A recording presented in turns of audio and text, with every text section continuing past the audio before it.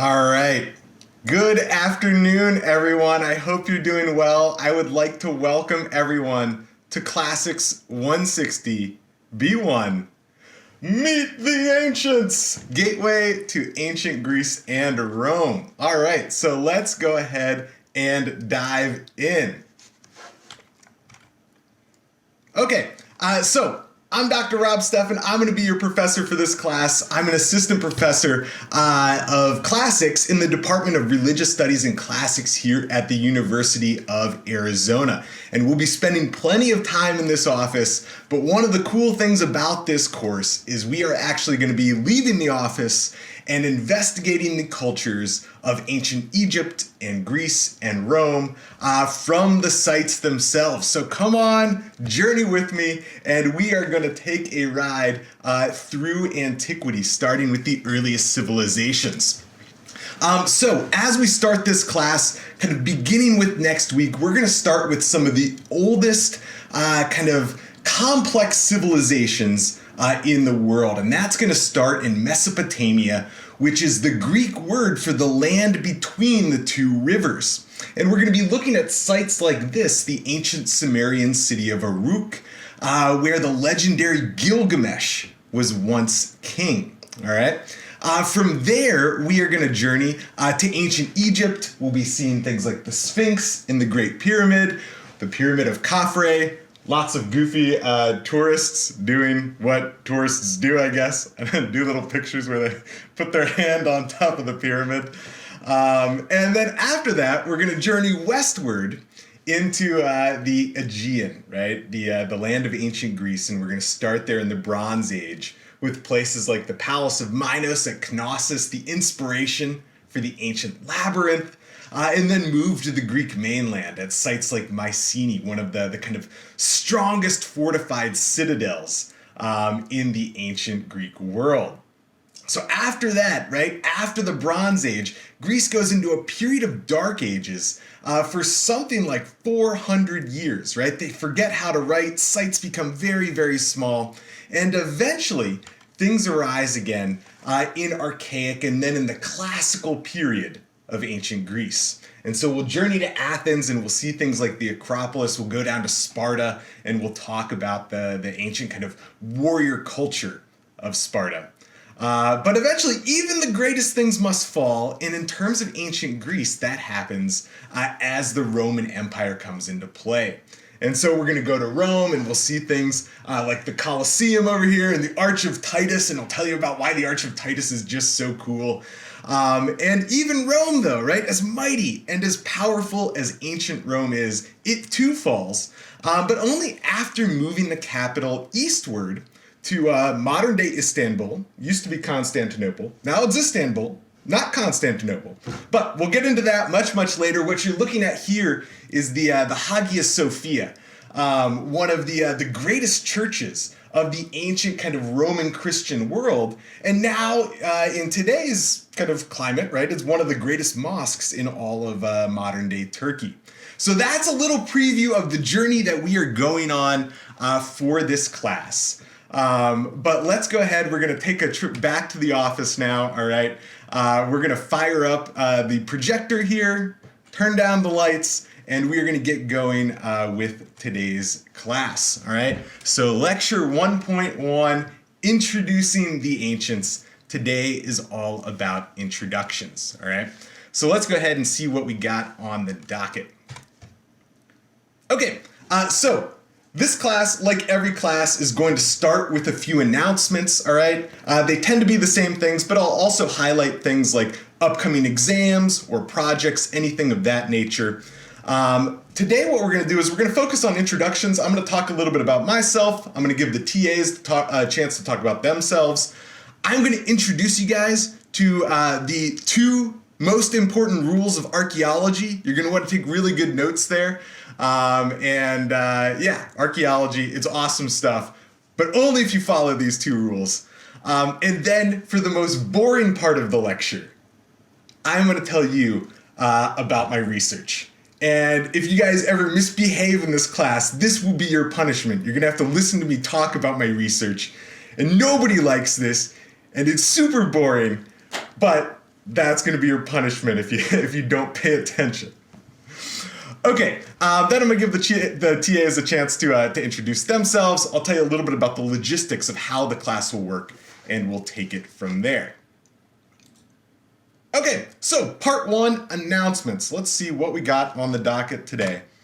A couple things. So normally when we have these classes, I think they frequently function where the professor shares their screen with the class.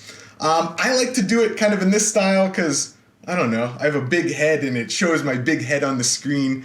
But instead of that, go ahead and just put it into speaker view. And I think I do that automatically with the spotlight thing. But if it's not like that for you, if you still have it in gallery view, put it in speaker view so that you can see the text and stuff over here. Also, because of the way this class is set up, you're probably going to want a kind of large, like a laptop screen or something as opposed to your phone.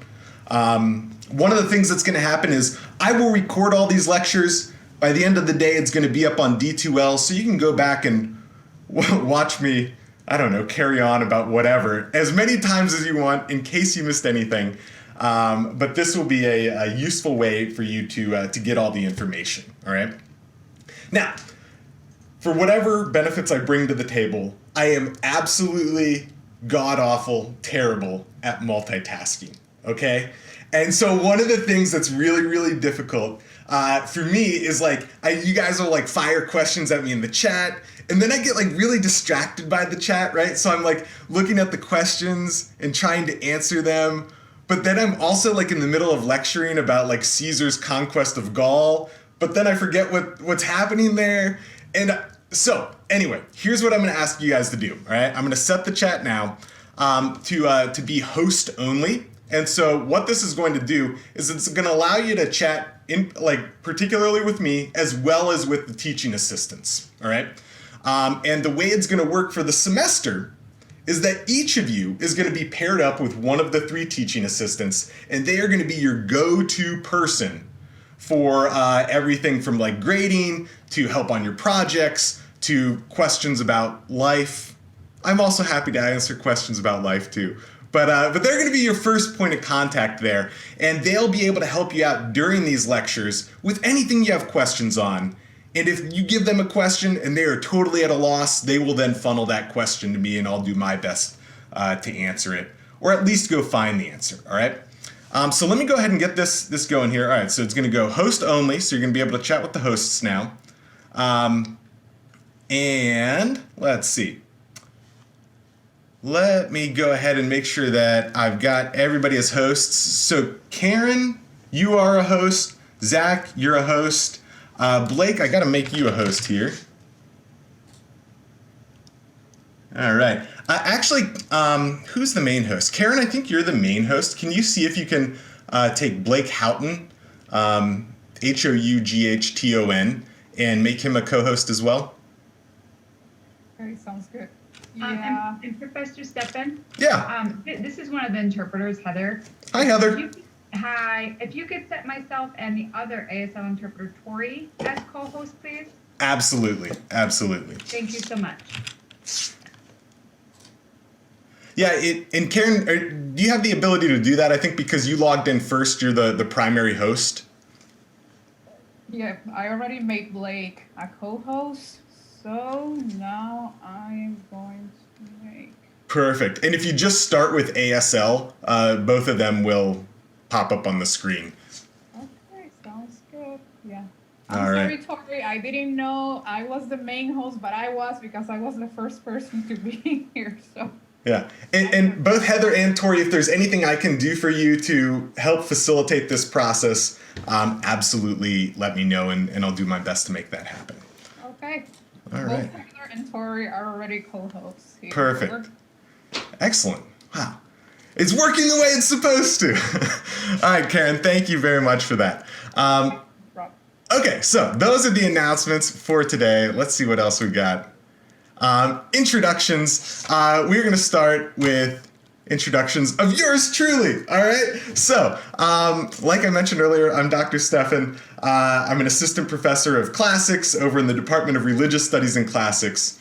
because this is an introductory level class, so 100 level class, right?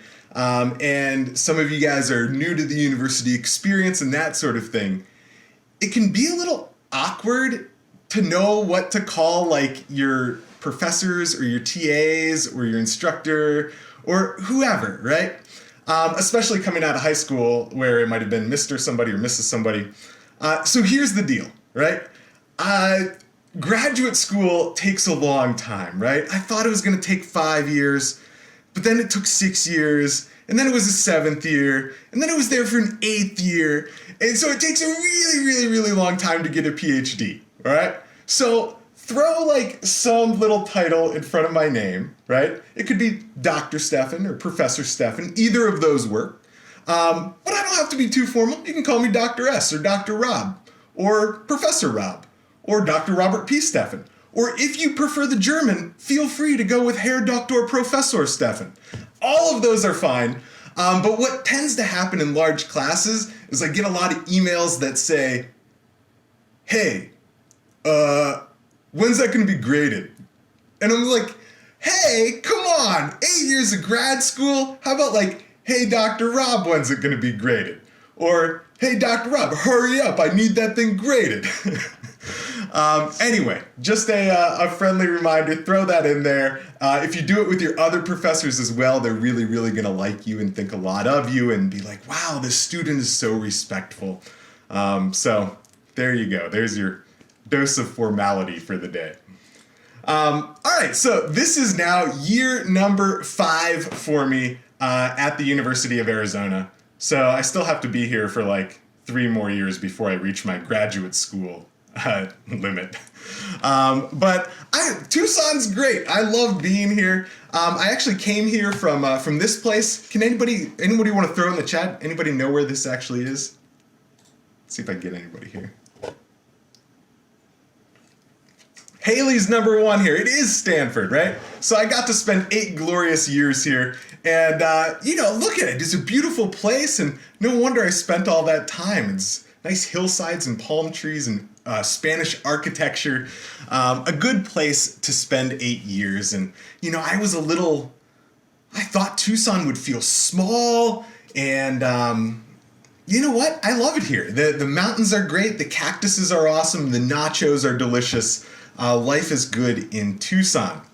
But going back way before Stanford, way before I ever got there, I was actually here. This is a more difficult one. Let's see if anybody can guess this one. And especially anybody who hasn't taken a class with me before. Wow, people are quick on this. It is the University of Michigan. And during the fall, not so much anymore, but you can catch me watching Michigan football on the weekends. This fall, it wasn't like... This fall was just a rough season for football all around, I think, right? Luckily now, I don't know if anybody watched it last night, Michigan is a basketball school now.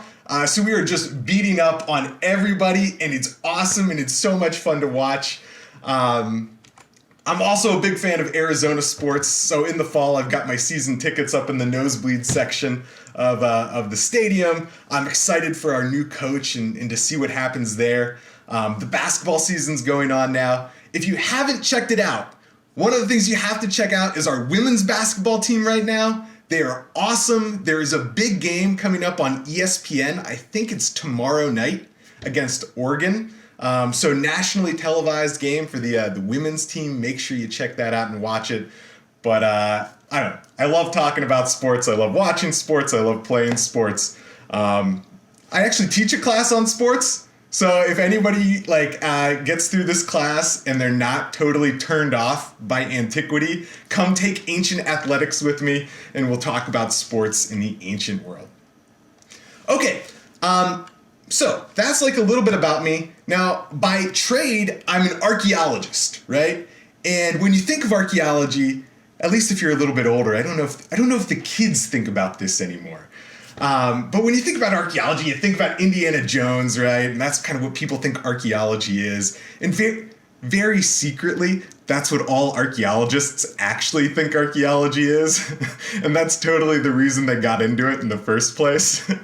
But it turns out to not really be like that, right? You tend to spend lots of time in dirty little holes in the ground. This is a picture from, I don't know, a simpler time way back in graduate school.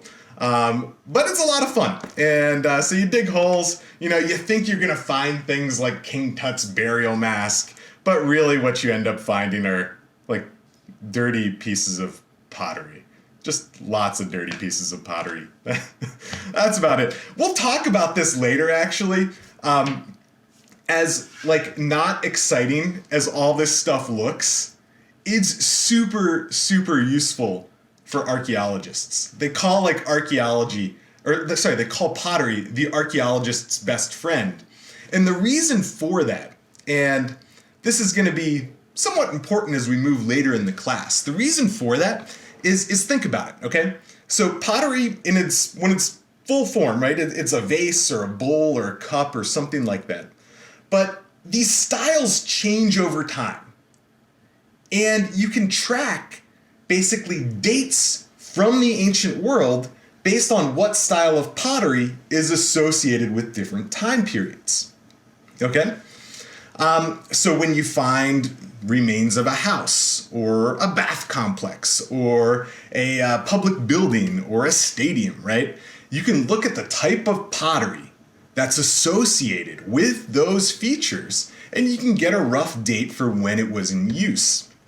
So that's part of it, right? The style changes and you can determine the date based on that style, all right? Now, the other beautiful thing about pottery is that it breaks, like obviously, as you can see. And when it breaks, it's kind of useless, right? So think about other things from the ancient world. Like one of the things we'll see pictures of as we go on is like bronze statues. We don't have very many bronze statues from the ancient world anymore because anybody want to throw it in the chat? Like, why don't we have bronze statues anymore about the ancient world?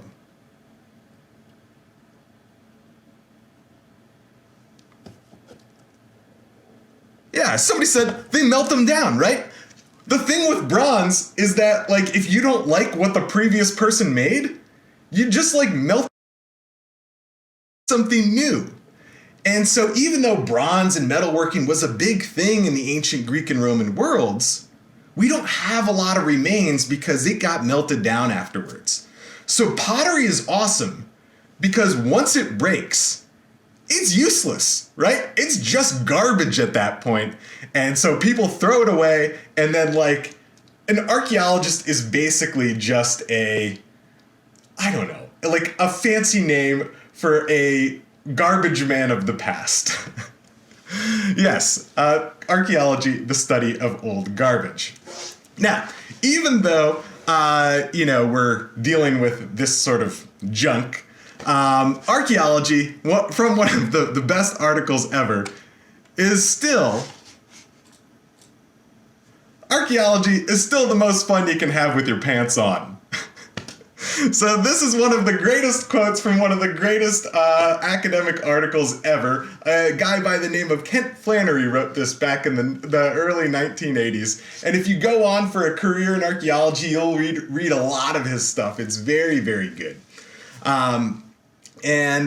Basically, what he's saying is that even though we're interested in questions of the past, right, and answering questions about the way humanity works, really, digging up things is a ton of fun. Now, it's especially fun if you guys follow Dr. Rob's 2 rules of archaeology. And these are very, very important. Write these down. Maybe I'll put these on the exam. I haven't written the exam yet, but all right, here's note to everyone, start writing things down.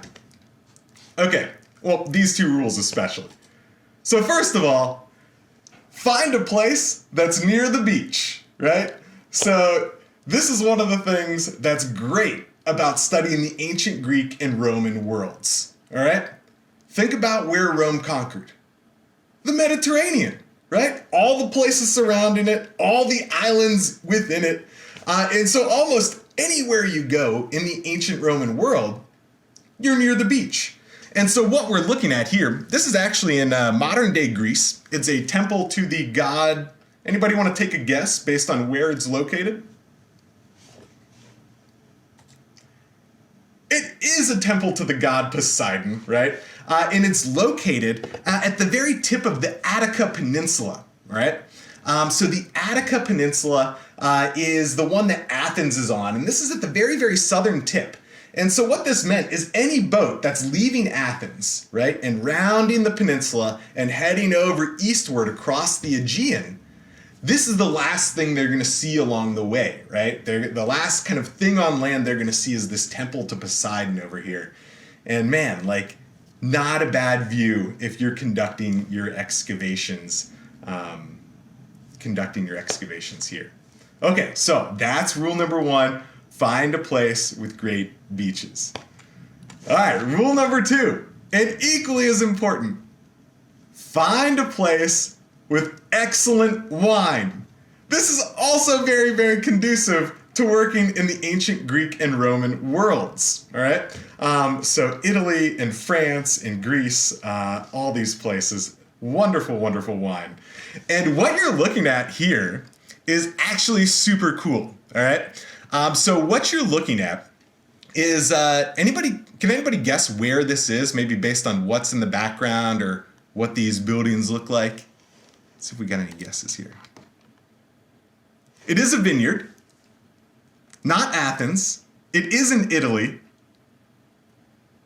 And Christian, it is Pompeii. All right, yes, Christian gets that one first. So it's the site of Pompeii, and what you're looking at is, this is Vesuvius in the background, right? And you can see when it exploded, right? It blew the top off here, and now it's got this little depression. And if you climb over that, you can still go into the crater of Vesuvius today. And then this is part of the site of Pompeii. And one of the super cool things that archaeologists have done over the past 20 and 30 years is, as they've excavated it, they've found a way to get the remains of carbonized plants and seeds, all right? So when they dig stuff up, they basically float it in a thing of water, and whereas a lot of the soil will go to the bottom, these seeds float to the top. And from these seeds, we can actually reconstruct what types of plants were in the personal gardens of houses in Pompeii. Like, how cool is that? It's super cool. And so what you're looking at here, I think this is the house of a guy by the name of Octavius Quartio. What you're looking at is a recreation of his garden based on what was actually there in antiquity. So the vineyards actually would have been part of his garden in antiquity, along with the other plants over here, and just very, very cool stuff. So those are the 2 rules. Look for them on the exam one day. Find a place with great beaches. Find a place with great wine. Do that. And man, archaeology is the most fun you can have with your pants on. Okay, so the way that I put this into practice, I'm currently now in the 2nd year of a project called the Bays of East Attica Regional Survey, or the BEARS project for short. And again, Attica is the peninsula that Athens is on. And so this is like, if you get in a car in Athens today and you drive 45 minutes southeast, you hit the coast and you hit the site or the region that I'm working in. And one of the things to keep in mind here, again, we'll talk about this a little bit later, this is called a survey, all right? And when you get into the world of archaeology, there are essentially 2 types, all right? So you've got excavation, and that's normally what people think of, right? In excavation, what you do is you have a relatively limited area, and you get your shovel and your pickaxe and your trowel, right? And you dig down. And the goal is to learn as much as you can about this very limited area, right? And you're going to learn how that area transformed over time, with the idea that the material on the top is the most recent, and as you go down, you're getting to older and older material, right? So that's excavation. You learn a lot about a little kind of area. Survey is the exact opposite. Okay, so survey, what you're doing is in a region, you're basically teaming up with a handful of anywhere from 5 to 15 people, and you're walking the landscape. And rather than digging holes in the ground, what you're doing is looking for stuff that's on the surface. And in basically the modern Greek and Italian kind of regions, once you get into the countryside, what people do is farm. And when they put their tractors through the ground, it churns up ancient remains, anything that was there, that pottery comes up. And as you pick it up and as you count it, you can get a sense for the way the landscape looked in antiquity, where major sites were, when those sites date to, that sort of thing. So what survey does is it covers a huge area of land, but it does so without actually putting holes in the ground. And this is becoming more and more popular. One of the things that many countries around the Mediterranean have started to realize and think about is that, like, maybe they shouldn't just let anybody come in and dig up all their stuff and then take it away to the British Museum or whatever that is. So survey is becoming a much more popular not excavation technique, but archaeological technique. So yeah, if we have time, I'll talk a little bit more about the Bays of East Attica Regional Survey and what we're finding. The concept is actually cool. This is tiny me down here flying the drone around. Always a good time. But this is an island that we're on in the bay. And it's a relatively steep island. And there are only two time periods, where there's material like from on this island. And it's the very, very end of the Bronze Age, and it's the very, very end of the Roman Empire. And we'll talk about what those time periods mean, but what's cool about this is that we think what's happening is that these are both times of chaos. These are times like when the world that was known is collapsing, right? Political structures, economic structures, these are all falling apart at the end of the Bronze Age, at the end of the Roman Empire. And so we think what's happening is that people are retreating to this island as essentially a way to protect themselves and a way to kind of gain an extra level of safety during these kind of times of political chaos. Okay, so Bays of East Attica Regional Survey.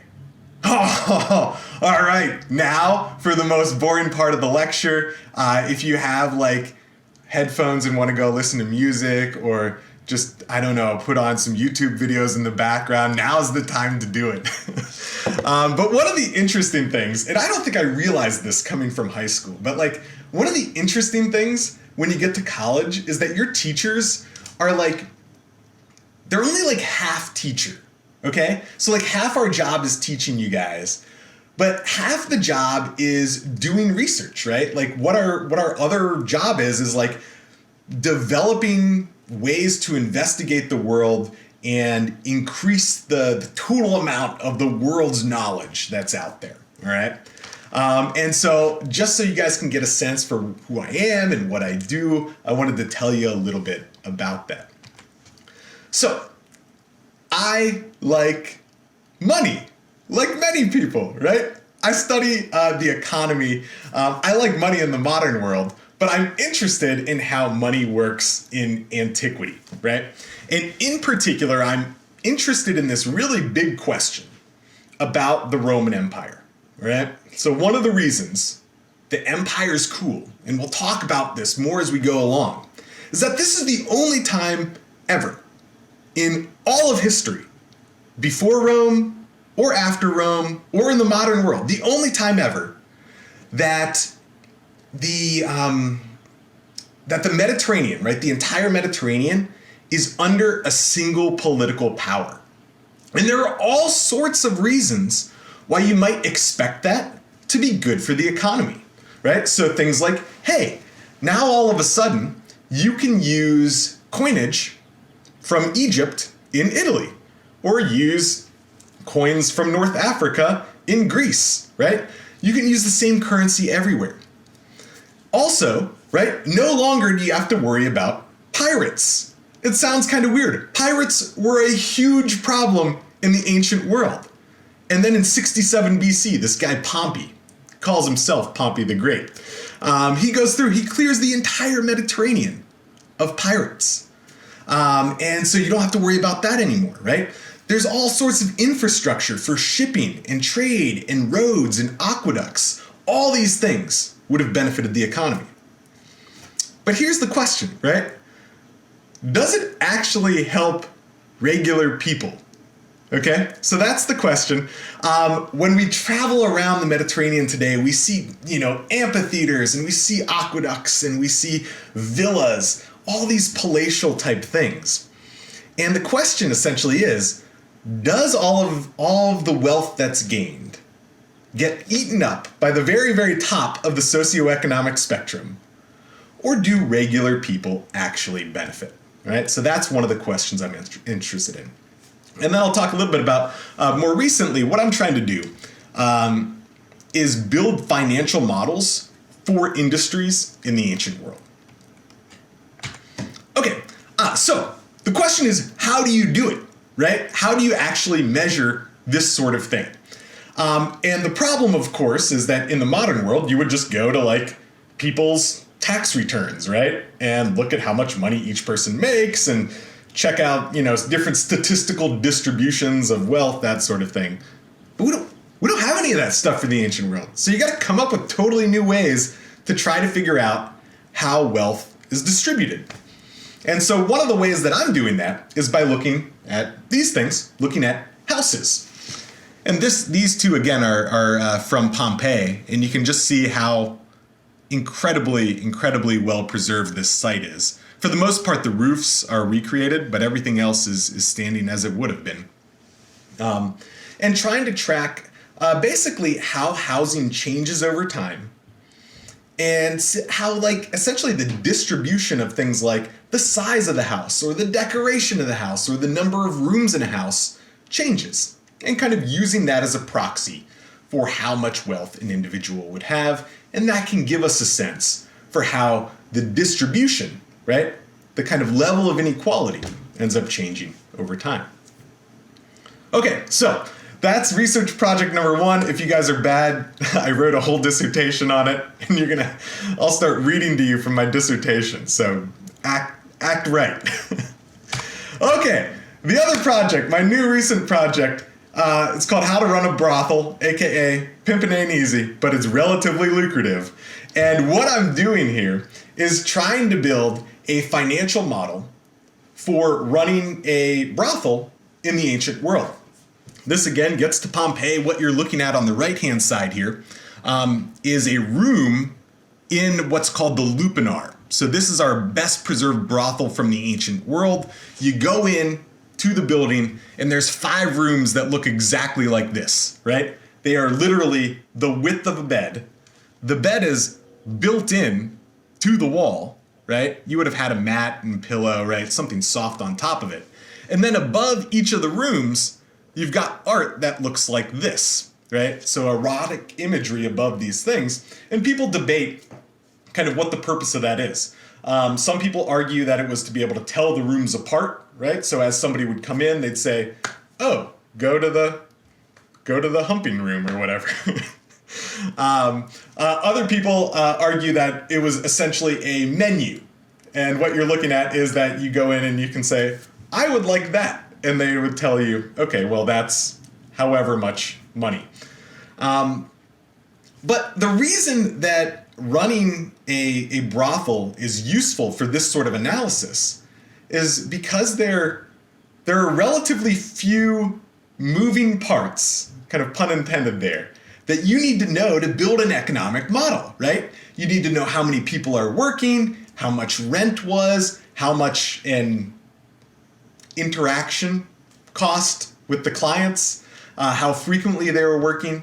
And for most of this stuff, we've got pretty darn good evidence from the ancient world. And so we can talk more about this later.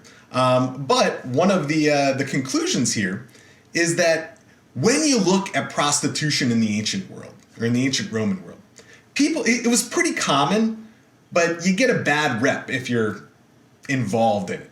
And so the question's like, why do you do it? And the kind of financial analysis that I've done ends up showing that you made a pretty good return on your investment if you did something like this. There's a lot of things you can move around, and you can increase the payment, decrease the payment, increase the frequency, decrease the frequency, increase the cost of labor, decrease the cost of labor. In almost under every one of these versions, you're getting a pretty good return on your investment, at least compared to something like money lending, where we also have good information. So, anyway, I apologize. I'm sorry for boring you with the research. I'm a big nerd. All of your professors are nerds. That's something that you guys should know. But it's something that I'm interested in, and I like talking about this stuff. And that's one of the benefits of being a professor, is I get to talk about it and you have to listen. Okay, so let's move on to TA introductions, all right? So just to give you guys a sense again, the way this is gonna work in this class, we've got about 300 people, and each of you as a student is gonna be matched up with one of the teaching assistants, all right? And that's gonna be your go-to person as like a first point of contact. So if you have questions about weekly writing assignments, or if you have questions about the project, or if you have questions about, where's the best pizza in town, right? Go ask your teaching assistant first, and that allows us to kind of operate on such a large scale. So TAs, I think you guys should all have the ability to kind of unmute now. What I'd like you to do is introduce yourself. And what you can see here on the slide is essentially which last names those TAs are responsible for. So if your last name begins with an A through a G, Karen's going to be your TA. H through P, Zach's going to be your TA. Q through Z, Blake's going to be your TA. So Karen, why don't you go ahead and take over? I'm going to spotlight you for a second here, and then you can pass it off to Zach. Okay, awesome. Can everybody hear me right now?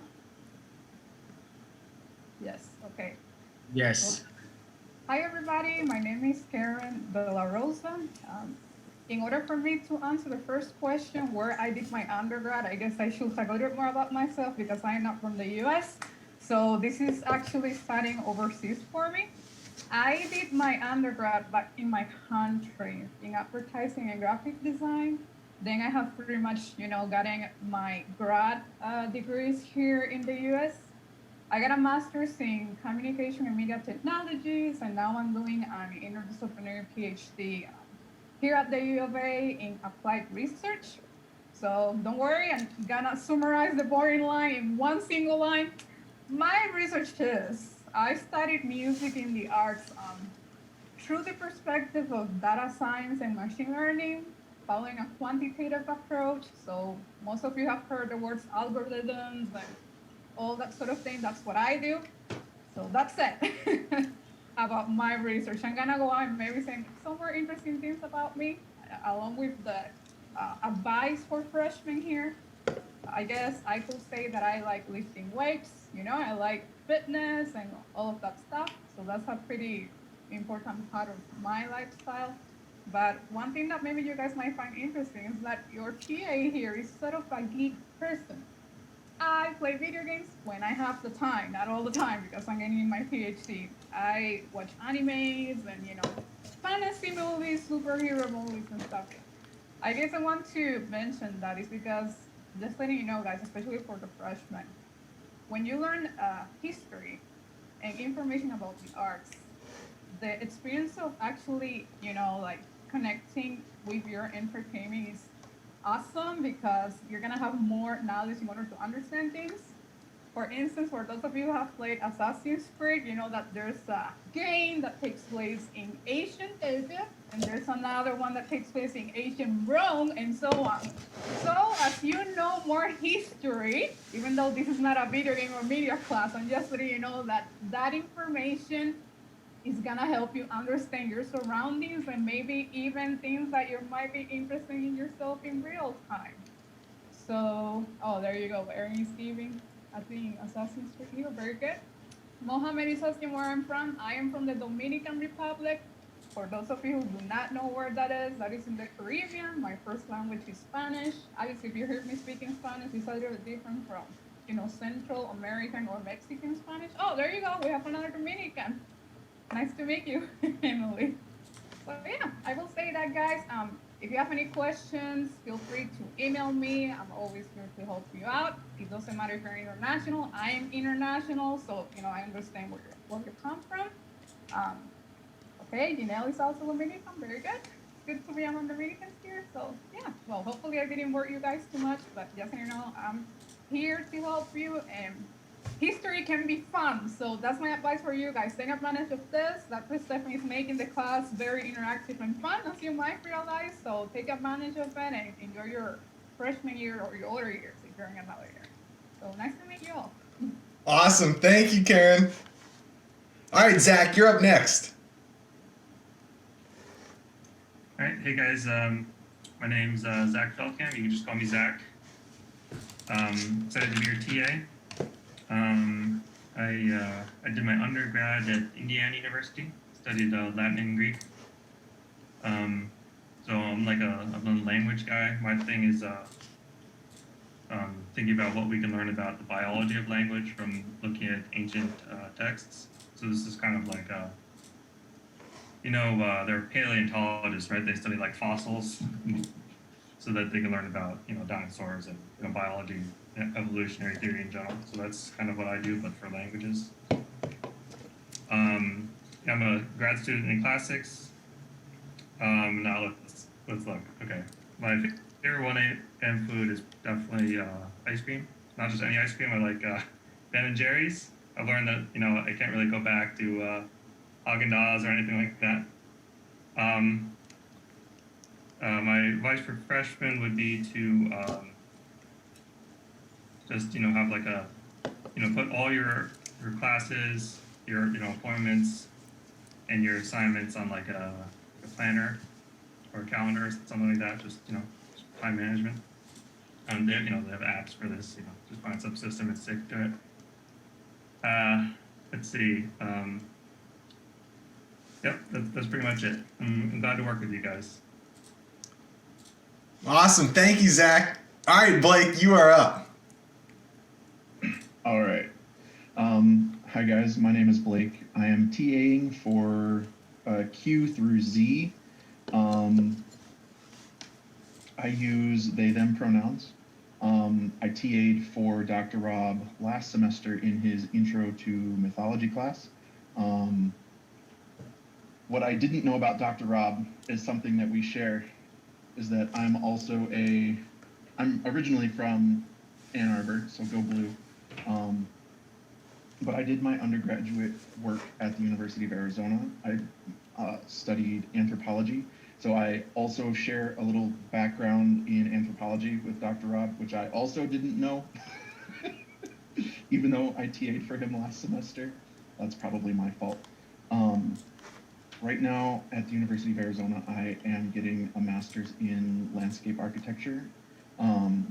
After spending time with the Peace Corps in Tanzania, I really got into agriculture and urban agriculture, and really the intersection of where anthropology and agriculture meet. And that's a really good landscape architecture really kind of covers that when you're starting to look at gardens that feed people and stuff like that. But I'm also a huge nerd. I'm looking forward to working with everybody. And my number one suggestion for incoming freshmen is always turn in an assignment. Even if you don't necessarily, maybe it's not your best work, maybe it's late, always turn something in. Because having 1 or 2 points at the end of the semester is always going to be better than having 0 points. And that's it. I'm looking forward to working with you guys this semester.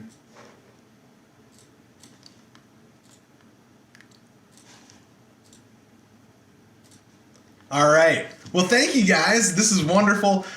Your TAs are here to help you, right? And to echo some of the advice that came out of that. One of the the difficulties, especially early on, is if you do get behind it all, right?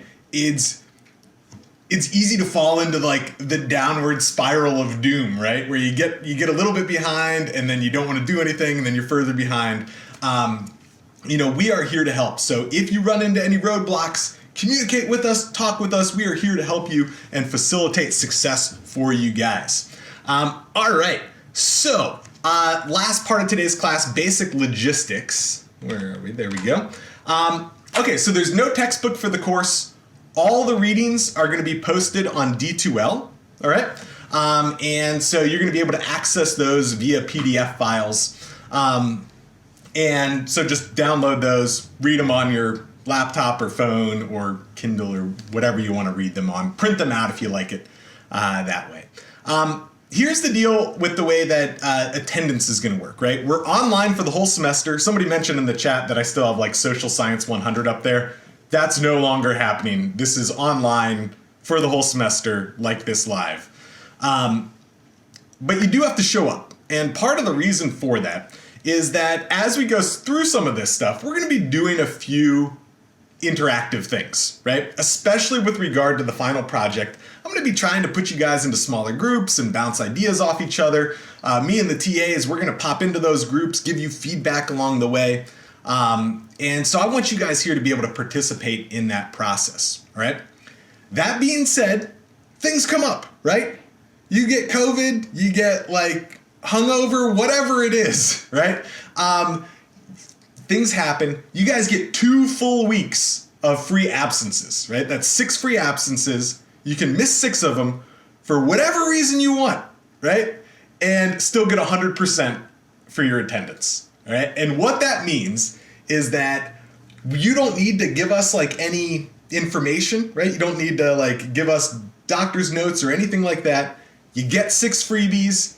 If something really tragic does happen, and in large classes, I mean, God forbid, but like bad things do happen sometimes. There are resources for that. And if that does happen, reach out to us. We can put you in touch with the Dean of Students and work with something to make things work for you, okay? But in general, little things, right? Things come up. You can miss a class. The lectures are going to be posted as videos later on. Check it out later and you're going to be good to go. In terms of the actual course itself, right, what we're going to do is we are going to look at the ancient world. On Friday, we're going to start with, we'll go all the way back to the beginning of time in the universe itself. And we'll start there, somewhere around 13, 14 billion years ago. And we'll try to get at least to like the dawn of humans. That's going to be our goal for class number 1. We might even get to the Neolithic Revolution. So if that was like on your checklist of like things to learn about, get very excited for that. And then what we're going to do for the most part is talk about the rise of empires starting next week, and then eventually get into the Greek and Roman world where we're going to spend most of our time. And along the way, right, what we're going to do is we're going to investigate history from a couple different perspectives, right? From kind of the perspective of great individuals, from the perspective of broad historical and demographic and economic trends, from the literature and art and architecture that they've left behind, and we'll try to focus as well on the aspects that still stick with us in the world today. So that is the plan for the course.